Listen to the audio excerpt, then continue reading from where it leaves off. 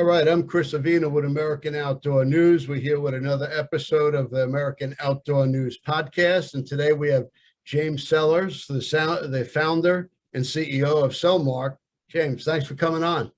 Thank you, Chris, for having me on. It's a pleasure being here. I got to say, I really enjoyed spending time with you in Montana at the range, spending a little time plinking with some of the toys that they put out for us.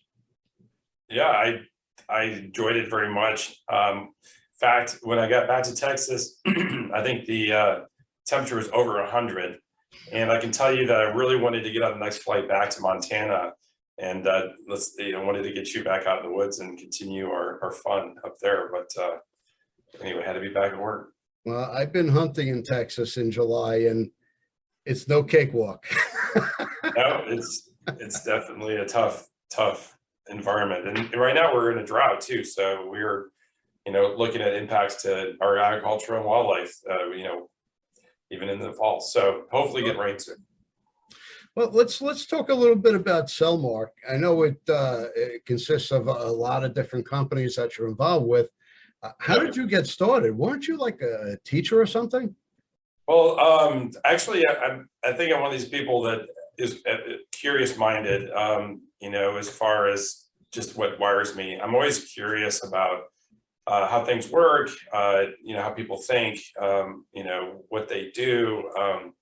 And one of my endless fascinations is with the outdoors, with everything from the wildlife and just hunting and shooting. I find that fascinating. So my interests, I think, had kind of led me to this point. And honestly, I couldn't imagine a better opportunity. I'm very fortunate to find myself in the outdoor industry. Well, I got to say, it's a great industry, and I enjoyed using your products while we're in Montana. The Pulsar digital picture-in-picture. God, at first I didn't know what the heck I was looking at, but once you really zero in and see what's going on, you have to be a blind man not to hit your target with that thing. The technology has come a long way since we started, and it's been a lot of fun to bring in all the different brands and products and technology to the market. I see what's on the market today. I can still imagine so many things yet to be created and brought, but then you go back and look at, we started in 2000. At that time, we really focused as a marketing company with sales consulting. And 2002, we kind of found ourselves in the first steps in the outdoor market. And at that time, we were looking at what was on the market. And it's just such a different market. 2002, the AR-15 wasn't a popular product. People weren't even using it. Maybe a few people had it. But it was very unknown. The way we hunt and shoot changed so much in the last 20 years. It's actually incredible. I don't think that scope that you're talking about, I don't think people even dreamed that'd be available to the public at any price 20 years ago. No. And I tell you, it was really, once you really zeroed in and it took a few shots for my eyes to really register which one I was looking at. And Yep. I mean, it's really a work of art. Have you hunted much with thermal? What's your experience with it in the field? I've never used your product in the field.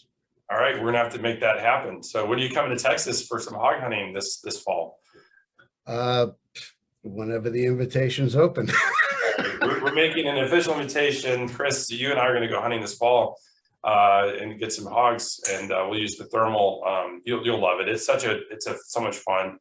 There's nothing quite like it. So done. We're going to have you down in Texas. Hog hunting is one of my favorite things to do. I've hunted them with a bow, a crossbow, from a helicopter, with a rifle, but I've never hunted them at night with a thermal scope. All right, we'll do that. I haven't hunted them on a helicopter, so you got me on that one. That's so much fun. I'm waiting for my invites, so if anyone's listening and you want to take me on a helicopter hog hunt, tell me when and where. I'll be there. Absolutely. Yeah. So, what was your favorite experience when we went to this shooting day at the POMA event? What was the most fun? What thing really struck you? Well, I got to say, shooting an AR, they all handle very similar. I don't see a tremendous difference, Yeah. but I got to say the optics was really a game changer. You could really tell the difference when you're looking downrange through different optics. Yeah. You could, some of them you can't miss. Were you on the range when wasn't there a deer or something that walked by? I was shooting the CVA Paramount when that deal walked Oh in. my gosh. Okay. I was on the other side of the range when that happened, so I came back and missed it. But that I think it was like 300-400 yards. It was up in the mountain, wasn't it? It just came out of the tree line. It was walking along Okay. the tree line. So that was probably 200 yards, maybe. It was at least 200, maybe a little more. Yeah. I think it was just a suicide attempt. It's actually funny how many times that has happened. I was on a hunt at King Ranch, which is like the place to go in Texas, and we're setting in for the nilgai hunt, and this beautiful buck walks like 20 feet. I mean, it was just like I could hit it with a stone right in front of us between the bench and it was probably 50 yards. But it was ridiculous. He sat there and stood at us on the middle of the range, shut the range down. A nilgai? That was a deer. It was yeah, that was a deer. Yeah. So we're like, it figures, you would hunt all day and search all day for such a beautiful buck. It was a wonderful specimen. So anyway, it seems that the deers know when they can't be shot at and they mess with us. So how'd you do on the nilgai hunt? I got a cow, and it was my first time ever hunting nilgai. First time at King Ranch. It was a fantastic hunt. I had a choice between a cow or a buck, and we were waiting. We were waiting for an opportunity on that just never presented itself. So it was literally the last hour of the last day. Wow. And I decided, well, a cow presented itself across the lake, and I made a really clean shot, and super lucky. I almost went home empty-handed. Yeah, it was a tough hunt. And they're really good eating too. It's honestly, I think it's better than beef, which I know for my friends in Texas, I'm sorry to say that, but it's more mild. It's got a really delicious flavor. It is really good. I was speaking to Bo Jackson, and he was going on a nilgai hunt. And he was saying if he gets within 70 or 80 yards with his bow, he could take it. Like Wow. an 80-yard shot with a bow. He's like, I'm a pretty good shot. I'm like, I don't doubt it, but yeah, that's cool. Where did you meet him? What was the story behind that? I actually contacted him through his website, and I interviewed him for one of my covers.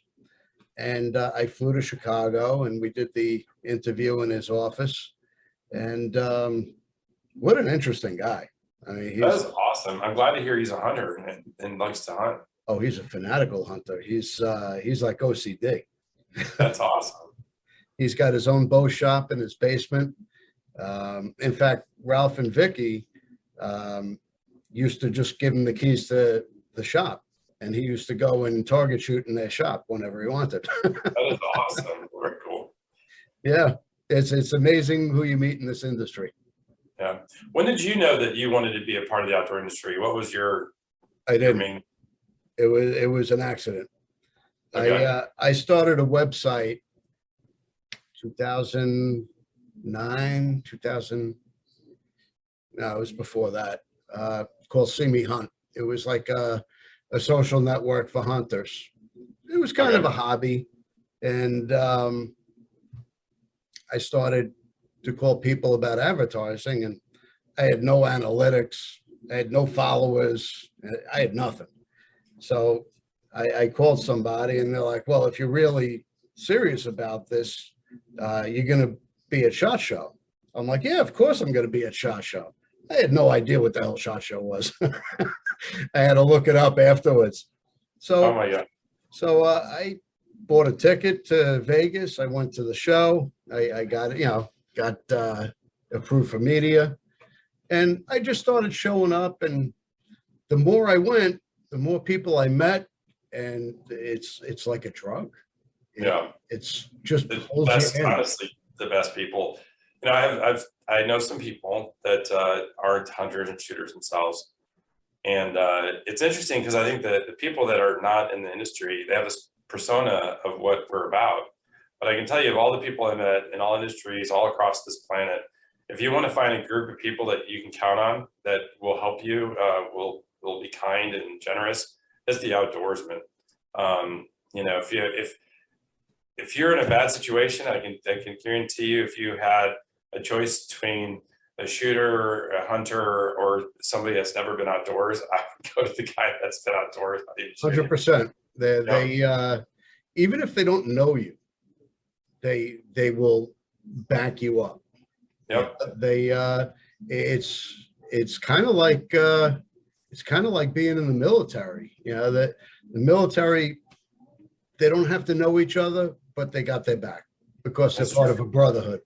And this is kind of like the same thing. The sad thing risk of though life. is it is similar, but we need to get. I think our goal should be to get at least everybody in this country. Not saying that everybody, we don't want everybody hunting. Obviously, that's not sustainable. But I think if we get everybody that can at least appreciate the outdoors, realize how beautiful and how we are really part of that nature, and then I think everybody needs to learn how to shoot just from the satisfaction and the confidence, and understand it's just like anything else. It's a tool that can be used safely. It can be a great sport. It can be a lifetime endeavor, but at least respect it, whether it's for your own safety, your own protection.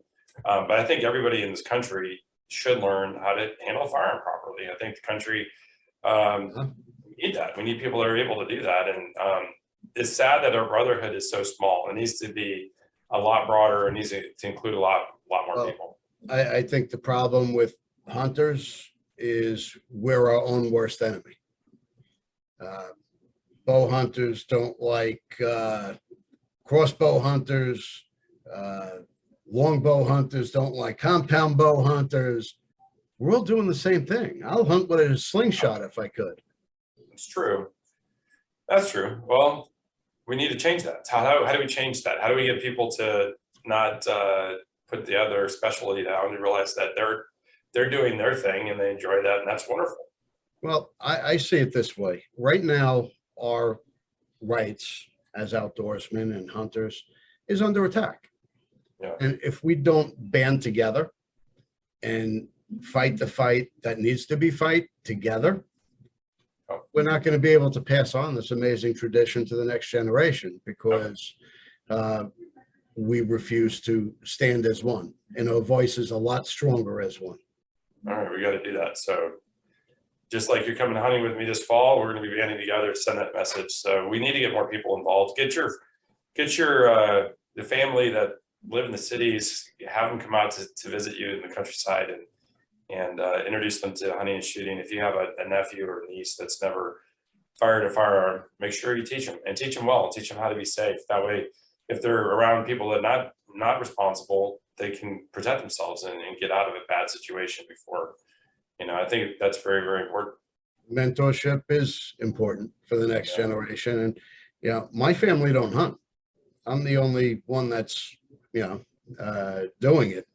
My son don't hunt, but he likes shooting.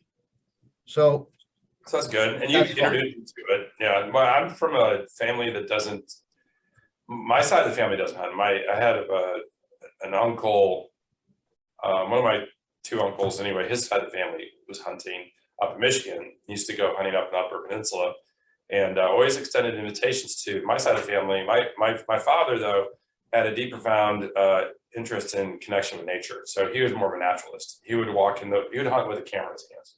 And, we used to learn about, wildlife. But he also thought the hunting tradition was something sacred, and that's who we were, and he respected it. So that's where I think everybody needs to understand that we all don't like the same thing. So maybe it's not that we don't like it, but it's just not that certain aspects of it aren't for us. So, if somebody does a type of hunting that we don't do ourselves or shoots a caliber we don't particularly like, the thing is that we need to protect their right to do those things, and we need to protect that people's rights to do things they like to do, in so much it doesn't hurt other people, and impede on other people's property or freedom. So in that regard, we need to support other people's choices too, and share with them more openly about our heritage and our traditions in a way that's approachable and fun, and hopefully get a lot more people out there, because we do need more people. There's so many parts of the country that are underhunted right now. The wildlife populations are not in the proper balance, and we need to be better stewards of that wildlife. So we do need more help in some areas. There's other areas that it's overhunted, so we need to give those areas a rest. So, Well, like here on Long Island where I live, you wouldn't think it, but we have a tremendous deer population, and it just keeps growing and getting bigger. We have Boone and Crockett deer on Long Island. that's amazing. There's no predators except for us. Yeah. Long Island is the only North American landmass that does not have coyote. So the only thing the deer have to fear is us. So you're seeing more and more people bow hunting on the island, and it's getting more popular. They're able to take more deer, but they're also extending the season to the end of January. That's good. So they're managing it as a resource to make it sustainable, but It's enjoyable. still not enough. It's still They're not, not getting up. So no, they're not taking enough deer. Still need to take more deer. yeah, we have an MLD program in Texas, and we're following the biology recommendations for proper development of deer populations, and it's hard to harvest enough deer to have what the biologists say is the right balance. And it's important, because if you have a harsh winter, if you get the herd out of whack, you're going to get unhealthy. They're going to be more susceptible to wildlife diseases and things, and we don't want that. So yeah, we have opportunities. If people are watching and wondering where they can go hunting, even Long Island has got hunting opportunities. I didn't even know. Who knew? Yeah, that is awesome. Now, getting back to Cellmark.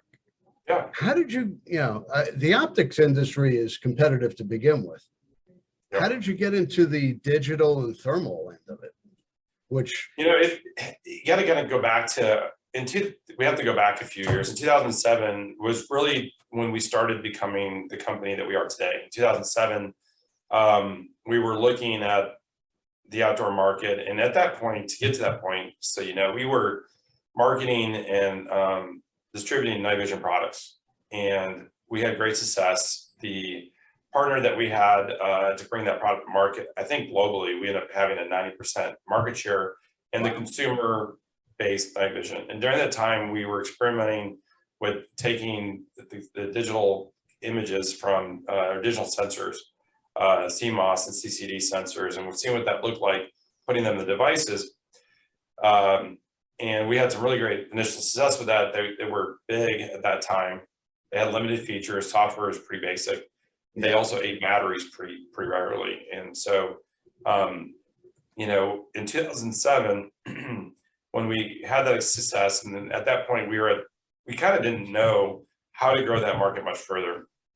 So we're looking at the industry, and we noticed that there was a growing interest in the AR-15 platform, and the big optics companies were still showing everybody, and the traditional clothing with the bolt action, and doing very, very traditional type hunting. And we said, there's no optics company that's embracing the AR-15 as a legitimate cross-platform rifle that could do all sorts of different types of hunting and can be outfitted for a lot of different purposes. So we decided to set ourselves to creating the best and the ultimate red dots and accessory to the AR-15. So we kind of took a break on night vision for a little bit and went after how do we make the AR-15 the best platform in the world by providing optics for that. Very successful launch. Sightmark is a leading brand sold in the best retailers across the country. And that's been very, very successful. And it didn't take long for us to realize that the digital image that we were playing with had a huge potential. We saw during this time, the advent of the iPhone. And you got to remember, prior to that period, people weren't having computers in their hands. They didn't have that computing power.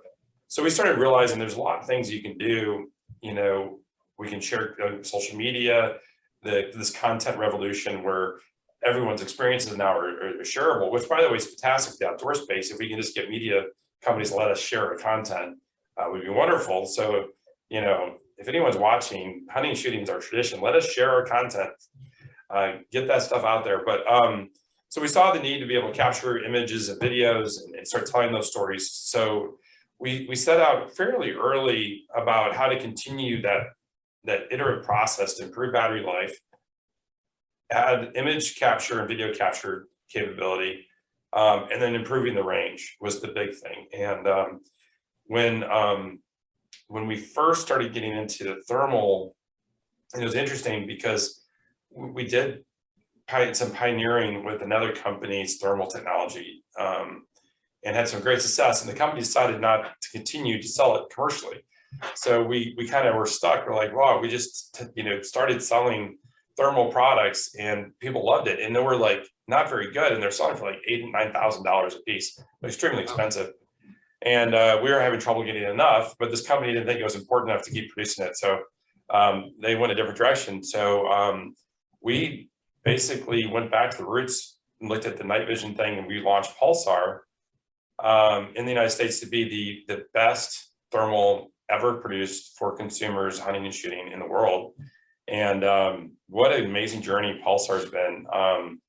Now that they're leading the charge of bringing thermal into everyday hunting, the capability of operating 24/7 in all different environments, to have long distance 100 plus yard shots at night that are ethical and clean. It's just amazing. And it's Right. such an amazing experience. So I can't wait for you to see it. How many brands are under the Cellmark name at this point? Yeah. Well, I mentioned Sightmark was founded in 2007. And then 2009, we launched Firefield. Firefield is a very important brand. It's designed to excite and interest new young shooters. It's designed to be more energetic, more enthusiastic, more, can do, let's get out and get things done kind of attitude. It's non-apologetic. It's about living the firearm lifestyle. So we introduced that in 2009, and that did extremely well. A lot of people were getting into the AR-15 again. So, but they needed options, and they weren't getting it from other brands that allow them to explore and test different concepts. And so that was a lot of fun. And then shortly thereafter, Pulsar came out. From the time that we launched Pulsar until a few years ago, we had launched several. We had a crossbow brand. We've had shooting bench rest products. We even tried, there's a company called Amaker at one point, was the founder of the climbing tree stand industry and the tree stand industry many years ago. So we tried to reboot that. Those were not super successful. So the reason I mention this is like, I get a lot of people think that everything we touch is gold. Like Cellmark puts out a product and a brand and it develops new technology and boom, we're successful. But I can tell you, we take a lot of risk. Not always are they're perfectly executed. During the 2012 kind of survivor prepper kind of thing, we launched a prepper brand, which I thought was fantastic concept. But it was difficult to execute, and at the stage of the game, we really weren't able to bring that to its leading position. It's actually something I wouldn't mind. There's some of these brands I think got really good concepts. I'd like to see them come back. All right. So anyway, the next successful brand, we started a acquisition kind of phase that we've gone through. So rather than trying to start something from scratch and launch a brand and try to develop product from nothing, we thought, wouldn't it be really smart to identify brands and technology in the industry where the founders are transitioning. They've taken it so far, but they can't continue on for the reasons. Maybe it's because they want to retire, or they have something they're missing. They can't scale it, or they need technological expertise, manufacturing that they don't have, whatever it is. So we first major attempt in that area was with a brand called Kofjäger. Extremely successful. It's an amazing shooting rest It was founded by 2 Dallas police officers, and they wanted something that they could take out in the field, whether if it was for like sniping positions, provide cover. They were involved in some of the very predominant engagements, like there was an active shooter that was in parking garage not too far from downtown Dallas that they responded to. And so anyway, their experience was we need a better way of getting firearms into different positions and be able to take very accurate, very stable shots when you got to have a tight shot because it's a hostage situation. Which was interesting is because we started using it for all our night hunting because you also need a very stable, portable solution. So we were using Kofi Jaeger with our night hunts and doing extraordinarily amazing things at night with their platform. And we became friends with them, and we were asking, "What do you guys, what's your situation?" So, well, we're full-time police officers. We go home and we assemble these and make this stuff all night. And on the weekends, so we never stop working, never see our families. And they kept putting all their efforts back into it. So they're really having not a lot to show for it. And so they came up with the idea that let's work together, and we became good friends, and we ended up acquiring that company from them. And really proud to say that we're continuing on their tradition of top quality and these rests and stuff. They're so important. That was the first major acquisition that we did. And then we had another opportunity, another company founder ended up having, it's called Bullet Safe, which was a personal protection bulletproof jacket company. And he took it as far as he could take it, and he didn't have the resources to continue to grow it. It kind of became too much. He had other parts of his business that he wanted to focus on, and we thought it was a fantastic product and a lot of room to innovate and create even more things there. So we acquired that, and that was very successful. And most recently, I think you may have heard about this at POMA because we started talking about it for the first time. But Cellmark just acquired Inforce, which we're so excited about. It's a company that manufactures the best lights and lighting solutions manufactured right here in the United States in Rhode Island. And we are going to continue to develop the legacy and that vision, that brand that the founder had, and want to be continuing to provide the best lighting solutions for law enforcement and professionals around the world. So we're really proud about that. Already seeing some great success. Working with the team is going really well. We also have a couple new brands and technologies that we're developing that aren't released yet, but will be released in the next 12 months. So we're going back to our roots too. We're looking at areas that we can innovate and create new brands, new products, experiences, and to support that, we've been expanding globally, and we're about to announce our new facility. We're adding 40,000 square feet to our state-of-the-art facility here. Wow. With the main focus is on long-term strategy, vision, technology, innovation, and manufacturing. So we have a lot of good things in the works. That's great. It's good to know. Yeah. We're actually running out of time here, but where can we find the Cellmark products? Well, our corporate, again, is Cellmark, and the website cellmark.com. Sightmark is also sightmark.com, and that's SIGHTMARK.com. Firefield also is firefield.com, so it can be easy, FIREFIELD.com. Pulsar is pulsarnv.com, so check us out there. Kofi Jaeger, Inforce, and Bullet Safe, all.com. So look for us. We are, for anybody that's looking for solutions, we hope that we can be part of your journey and your experience. We take great pleasure and satisfaction for providing the best products to feed your interest in the outdoors and protect your families, put food on the table, and live that outdoor life. So I can't wait to hear about your stories and look forward to hearing, Chris, about you using thermal, and hope you come down to Texas and see us. That'll be an upcoming story. That sounds great. Thank you so much. I appreciate your time, and thanks for coming on. Thank you. All right. We love our children. We protect them. We guide them. We prepare them for life in the world. With all that we do, from deep in our hearts, we cannot control all things.